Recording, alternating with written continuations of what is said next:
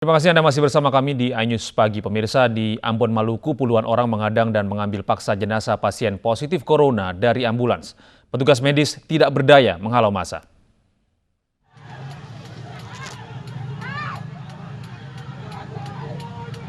Massa nekat mengambil paksa jenazah dari dalam ambulans saat melintasi kawasan Jenderal Sudirman, Kota Ambon. Petugas medis pun tidak bisa mencegah aksi massa ini.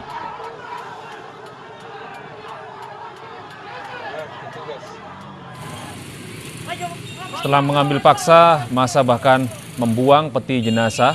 Aksi ini pun menjadi tontonan warga sekitar.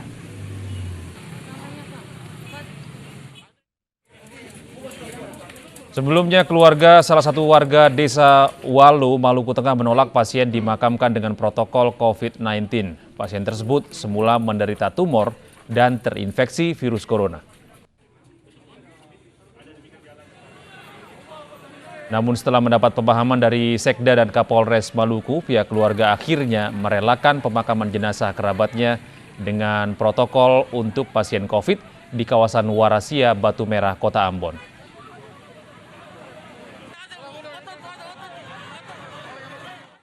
Pemirsa, pasca kaburnya seorang pasien positif COVID-19 di Kabupaten Aceh Barat, keluarga pasien harus menjalani tes swab. Selain keluarga, tes swab juga dilakukan terhadap warga yang sempat kontak langsung dengan pasien.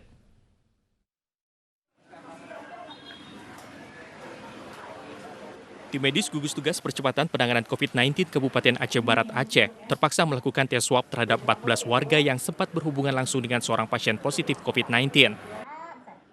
Tes swab dilakukan kepada keluarga dan tetangga pasien positif COVID-19 berinisial DFM yang kabur ke Depok, Jawa Barat.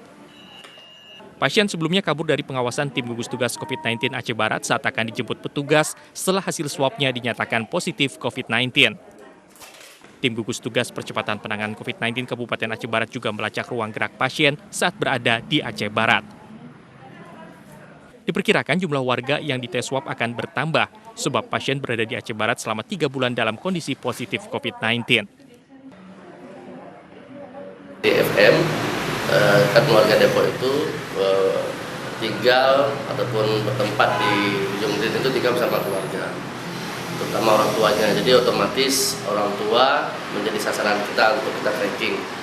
Plus tetangga-tetangga semua beserta dengan orang kerja di tempat orang tuanya dan juga pembantu beliau itu sejumlah 14 orang kemarin yang berhasil kita tracking langsung melaksanakan laporan swab. Kini sejumlah tempat usaha yang pernah didatangi pasien telah ditutup oleh petugas guna memutus mata rantai penyebaran COVID-19. Dari Kabupaten Aceh Barat Aceh, Afsah iNews melaporkan. Warga Kebayoran Lama dan Setiabudi, Jakarta Selatan mengikuti swab tes yang digelar oleh Dinas Kesehatan Pemerintah Provinsi DKI Jakarta. Sementara itu di Stasiun Bogor, Jawa Barat, ratusan penumpang KRL Komuter Line juga menjalani rapid test.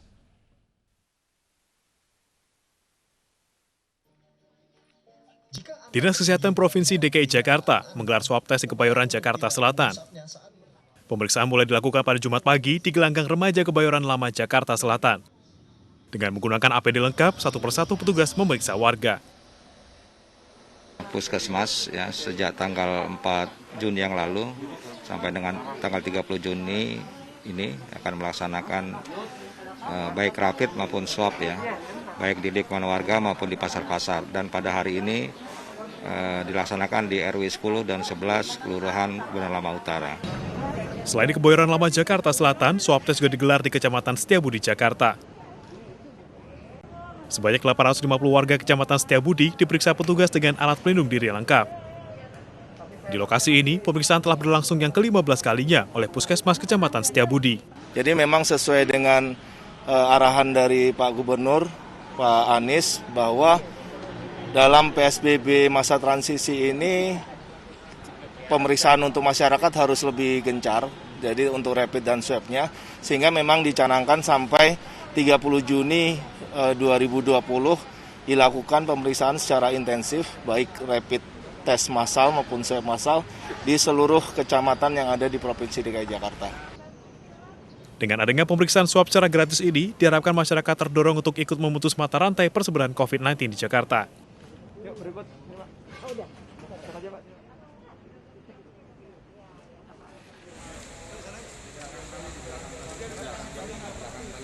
Ratusan penumpang KRL komuter lain menjalani rapid test massal di stasiun Bogor, Jawa Barat, Jumat sore.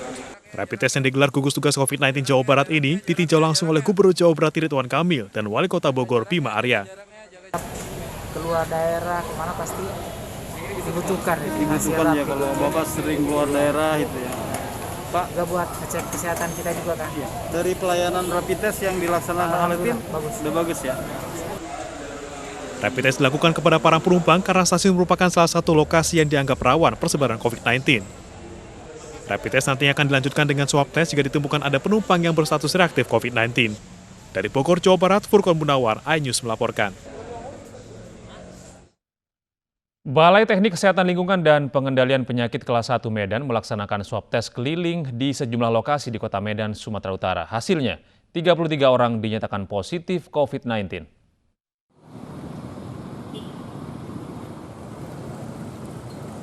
Swab tes keliling rutin dilakukan oleh Balai Teknik Kesehatan Lingkungan dan Pengendalian Penyakit atau BTKLPP kelas 1 Medan guna meminimalisir penyebaran COVID-19 di Kota Medan, Sumatera Utara. Dari 600 orang yang melakukan swab tes di 5 lokasi berbeda, 33 orang diantaranya dinyatakan positif COVID-19.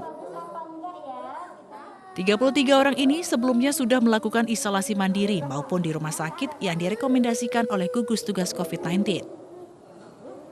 Kita akan berusaha untuk mencari dan menemukan di mana adanya COVID-19 ini berada di lingkungan yang masyarakat yang erat kontak dengan yang positif ya. Pemeriksaan rapid dan swab test gencar dilakukan di Kota Medan menyusul Kota Medan masih berstatus zona merah penyebaran COVID-19. Dari Medan, Sumatera Utara, Ahmad Ridwan Nasution, iNews melaporkan.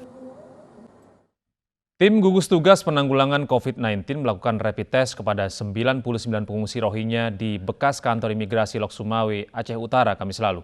Tim medis melakukan tes kesehatan menyeluruh karena para pengungsi rentan wabah penyakit.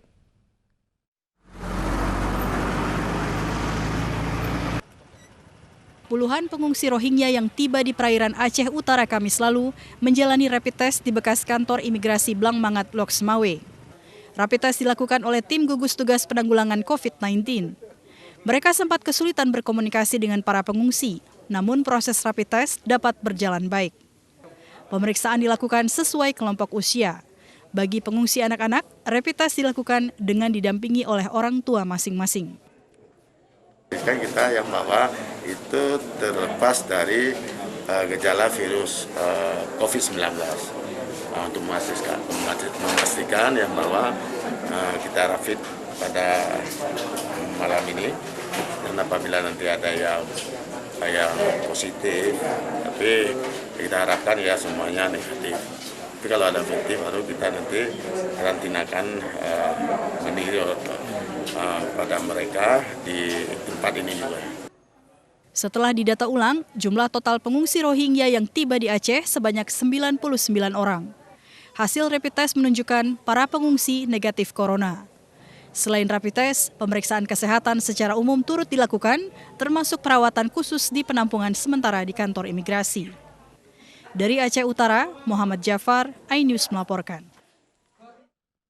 Tim relawan pemulasaran jenazah COVID-19 di Kudus, Jawa Tengah memilih isolasi mandiri di dalam tangki penampungan air selama hampir 3 bulan. Hal ini dilakukan untuk mencegah penyebaran virus corona karena rentannya aktivitas mereka setiap hari.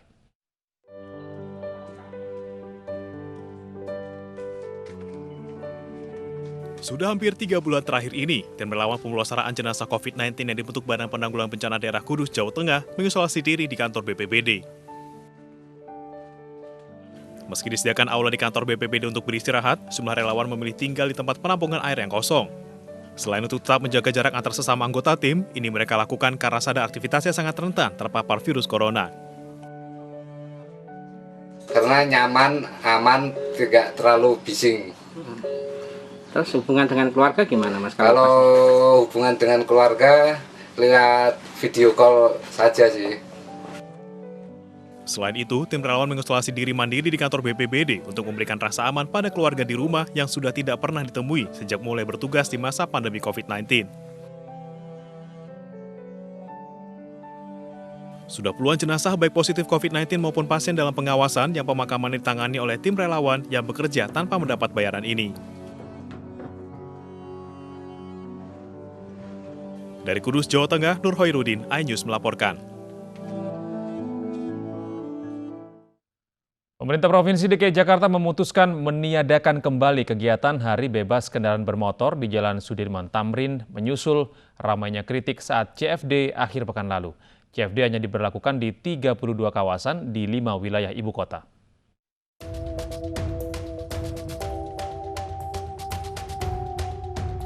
Hari Bebas Kendaraan yang biasa dilangsungkan di Jalan Sudirman Tamrin di setiap hari Minggu dipindahkan ke lokasi baru setelah Pemprov DKI Jakarta mengevaluasi pelaksanaan CFD pada Minggu 21 Juni 2020. Keputusan pemindahan didasari evaluasi pembukaan CFD di tengah PSBB transisi. Pada Car Free Day lalu, petugas medis yang memeriksa 350 pengunjung mendapati hasil 2 orang diantaranya reaktif COVID-19. Atas temuan tersebut, Pemprov DKI memindahkan CFD ke 32 lokasi baru yang berada di 5 wilayah DKI Jakarta. Melihat antusiasme masyarakat yang akan mengikuti kegiatan untuk berolahraga, maka kami melakukan distribusi pelaksanaan kegiatan olahraga oleh warga ini ke 5 wilayah kota Provinsi DKI Jakarta. Untuk di Jakarta Pusat, terdapat 8 jalan yang bisa digunakan untuk Car Free Day, yakni Jalan Suryo Pranoto, Jalan Percetakan Negara 2, Jalan Pejagalan Raya, Jalan Paseban Raya, Jalan Zamrud Raya, Jalan Amir Hamzah, Jalan Pramukasari 1, dan Jalan Tondano. Di Jakarta Barat juga terdapat 8 lokasi, yakni Jalan Gajah Mada, Jalan Hayam Wuruk, Jalan Puri Harum, Jalan Puri Ayu, Jalan Puri Elok, Jalan Puri Molek, Jalan Puri Ayu 1, dan Jalan Puri Molek 1. Sementara untuk di Jakarta Utara, CFD digelar di Jalan Danau Sunter Selatan, sisi Inspeksi Kalisunter Rawabadak Selatan, Jalan Kelapa Hibrida Sukapura, Jalan Pulau Maju Bersama, Jalan Benyamin Sueb, dan Jalan Arteri Pegangsaan 2. Di Jakarta Timur, CFD digelar di Jalan Pemuda, Jalan R.A. Fadilah, Jalan Inspeksi Kanal Banjir Barat, Jalan Raden Inten, dan Jalan Bina Marga. Dan di Jakarta Selatan, CFD digelar di 5 lokasi, yakni Jalan Layang Nontol Antasari, Jalan Sultan Iskandar Muda, Jalan Tebet Barat Dalam Raya, Jalan Kesehatan Raya, dan Jalan Cipete Raya. Rencananya 32 lokasi alternatif Hari Bebas Kendaraan Bermotor tersebut akan diuji coba pada hari Minggu besok 28 Juni 2020 mulai pukul 6 hingga pukul 9 waktu Indonesia Barat. Tim Liputan iNews melaporkan.